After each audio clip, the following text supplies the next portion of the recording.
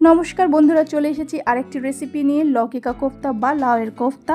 লাউগুলোকে ভালো করে গ্রেট করে নিতে হবে এবং ভালো করে জলটা ঝরিয়ে নিতে হবে। তারপরে তার মধ্যে দিতে হবে বেসন, হলুদ গুঁড়ো, লঙ্কার গুঁড়ো, কুচনো লঙ্কা, আদা বাটা আর আজওয়াইন বা জোয়ান। তারপরে সেটিকে এবং লবণটা স্বাদ অনুসারে দেবেন এবং ভালো করে সেটাকে মেখে নিতে হবে। এই যে রেডি এটা আমাদের এরপরে মাখাটাকে ভালো করে গোল গোল শেপ করে মাস্টার্ড অয়েল বা রিফাইন্ড অয়েলে আপনি ভেজে নিতে পারেন। আর বেশি নাড়াচাড়া করবেন না, নাহলে ভেঙে যেতে পারে। এই যে রেডি আমাদের কোফতা বা পকোড়া। এদিকে আমি তেলে পেঁয়াজ এবং টমেটো আর লঙ্কা ভালো করে ভেজে নিয়েছি এবং মিক্সিতে পেস্ট করে নিয়েছি এবং ওর মধ্যে দারচিনিও ছিল। তাই আমি ফোড়নে জিরা আর তেজপাতা দিয়েছি, কিন্তু আমি আর দারচিনি দিইনি।